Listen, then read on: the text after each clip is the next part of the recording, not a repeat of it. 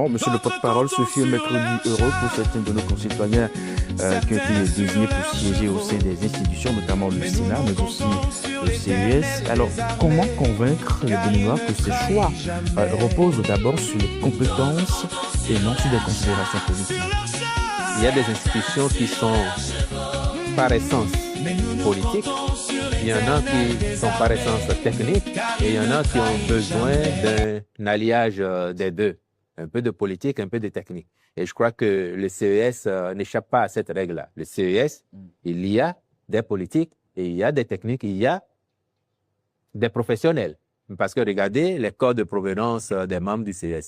Certains viennent du secteur de l'artisanat, d'autres de l'agriculture, d'autres sont des élus consulaires, ils viennent de la Chambre de commerce et d'industrie du Bénin, d'autres sont désignés par les partis politiques, d'autres encore par le chef de l'État. Mais dans tous les cas, même ceux qui sont des politiques ont un profil donné au plan académique. Ils ont une formation.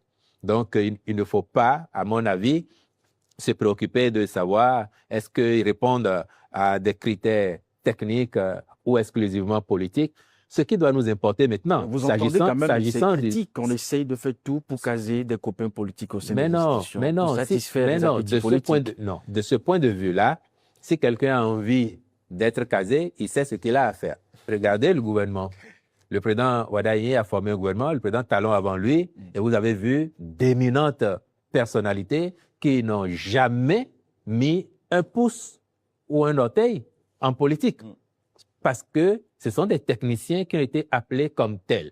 Regardez plein de nos structures publiques, du périmètre de l'exécutif, dédiées à la prise en charge de certaines questions qui doivent participer à l'amélioration globale des conditions de vie des populations. On ne demande pas aux gens de quel parti ils relèvent. Donc, l'aspect politique n'est pas le principal déterminant dans ces cas-là. Par contre, il y a des institutions, et souffrons qu'il en soit ainsi. Si vous voulez aller à l'Assemblée nationale, même si vous êtes le meilleur technicien, le meilleur spécialiste de votre secteur d'activité, si vous n'appartenez pas à un parti politique, vous n'allez pas vous retrouver à l'Assemblée nationale. C'est ainsi, hélas. Sauf si demain, nous disons que même à l'Assemblée nationale, il faut faire un quota pour des techniciens et à partir de ce moment-là, vous irez voir quels sont les corps de métier qu'il faut aller intégrer et quels sont ceux qui ne devraient pas être intégrés. On n'en sortirait pas. Le Sénat, par essence, lui, il est davantage, encore plus politique, mais alliant également de la technicité parce que vous avez des anciens présidents de la République, des anciens présidents de l'Assemblée nationale, des anciens présidents de la Cour constitutionnelle, des gens qui ont été au commandement des forces de défense et de sécurité.